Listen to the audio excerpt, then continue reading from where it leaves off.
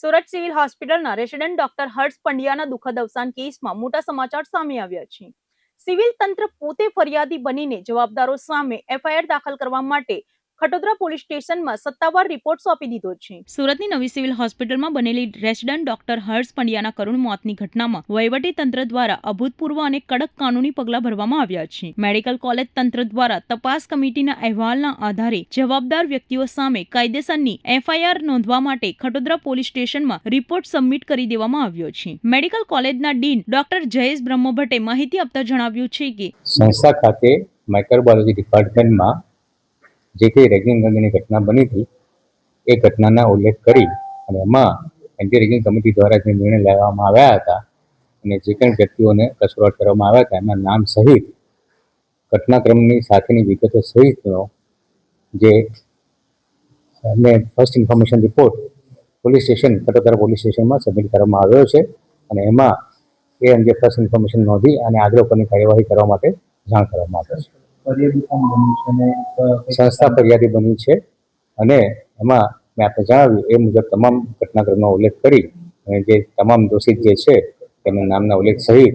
અને એફઆઈઆર નોંધી અને આગળ પર કાર્યવાહી કરવા માટે જાણ કરવામાં આવી છે. આ ઘટના ન બને એ માટે ઓલરેડી જે પ્રસ્થાપિત જે સિસ્ટમ જે છે વ્યવસ્થા છે અને એ વ્યવસ્થા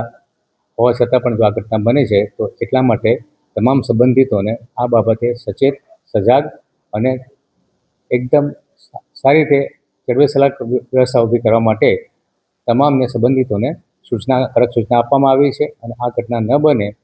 પુનરાવર્તન ન થાય તે અંગેના તમામ પગલાં લેવામાં આવશે. સર, નવી સિવિલ હોસ્પિટલમાં રેગિંગ કમિટી હોવા છતાં પણ આ પ્રમાણેની ઘટના બની છે, કેટલું દુઃખદ ઘટના કહી શકાય આમાં? આવી કોઈ પણ ઘટના બને એ સંપૂર્ણતઃ દુઃખદ છે, શોકજનક છે, આઘાતજનક છે અને આવી ઘટના ન બનવી જોઈએ. વ્યક્તિગત રીતે પણ એમને લોસ છે, સમાજને પણ આ જે લોસ છે, આ તમામ પ્રકારની ઘટના ન થવી જોઈએ અને અત્યારે હાલના તબક્કે આ જે આપણી પાસે જે તમામ ફેકલ્ટી સંબંધિતો તમામ જે છે એ તમામને કડક સૂચના આપી છે કે બધા વિદ્યાર્થીઓ સાથે 1-to-1 ડાયલોગ કરવા અને એમને પૂરતું આખું જે એની વેલબિંગ કહેવાય જેને ફિઝિકલ અને મેન્ટલ વેલબિંગ એ અંગેના તમામ પગલાં લેવા એ અંગેનું જણાવવામાં આવ્યું. સર, અગાઉ બી આ જે મૃતક છે એના દ્વારા કઈ ફરિયાદ આપવામાં આવી હતી કે આ રીતના અમારા સાથે વર્તન થઈ રહ્યું છે? ના, અગાઉ કોઈના તરફથી પણ ક્યારેય આ અંગેની ફરિયાદ મળેલ છે એવું કોઈ મારા જાણમાં નથી અને આ પ્રથમ વર્ષે વિદ્યાર્થીઓ સાથે 1 મહિના પહેલાં જ મેં 1-on-1 એકલાએ બીજા કોઈને હાજર રાખી નહીં અને માત્ર R1 વિદ્યાર્થીઓ, R2 નહીં, કોઈ ફેકલ્ટી નહીં, એટલે કોઈના પણ દબાવ ન રહે એ પ્રમાણે કરીને એમની સાથે વાર્તાલાપ કરી અને એમને બધાના પ્રશ્નો પૂછ્યા હતા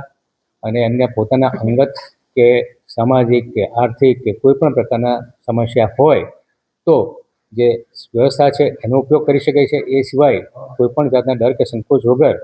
તેઓ ડીન ઓફિસમાં મને રૂબરૂમાં વોટ્સઅપ કે ફોનના માધ્યમથી પણ જાણ કરી શકે છે અને આવી ઘટના ન થાય એ માટે એમને જણાવવામાં આવ્યું હતું કે સંસ્થામાં 0 ટોલરન્સ નીતિ છે રેગિંગ માટેની. એવી કોઈ પણ બાબત ધ્યાનમાં આવે તો બિલકુલ અમને સચેત કરવા, જાણ કરવી, જેથી અમે આ અંગેના યોગ્ય પગલાં તાત્કાલિક અને ત્વરિત રીતે લઈ શકીએ. કેટલા વિરુદ્ધ ગુનો નોંધાયો? 4 વ્યક્તિઓ જે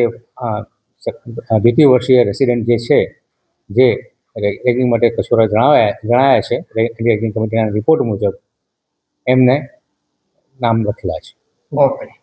સમગ્ર ઘટનાની તપાસ માટે ગઠિત કરાયેલી કમિટી સમક્ષ જે ચોંકાવનારા મુદ્દાઓ અને તથ્યો સામે આવ્યા છે તેના આધારે સિવિલ હોસ્પિટલના અધિકારી પોતે ફરિયાદી બનીને પોલીસ સમક્ષ કાયદેસરની ફરિયાદ નોંધાવી રહ્યા છે. આ ગંભીર મામલે મેડિકલ કોલેજ તંત્ર દ્વારા અગાઉ જ દોષી ઠરેલા 4 રેસિડેન્ટ ડોક્ટરોને 6 મહિના માટે સસ્પેન્ડ કરી દેવામાં આવ્યા છે. આ ઉપરાંત વિભાગના 4 પ્રોફેસરોની નિષ્કાળજી સામે આવતા તેમને પણ કારણદર્શક એટલે કે સો કોઝ નોટિસ ફટકારીને સ્પષ્ટતા માંગવામાં આવી છે. સિવિલ હોસ્પિટલ તંત્ર દ્વારા તમામ તપાસ રિપોર્ટ અને વિગતો પોલીસને સોંપી દેવામાં આવ્યા હોવાથી હવે આ કેસમાં આગળની તમામ કાનૂની તપાસ અને આરોપીઓ સામેની કડક કાર્યવાહી ખટોદરા પોલીસ દ્વારા કરવામાં આવશે.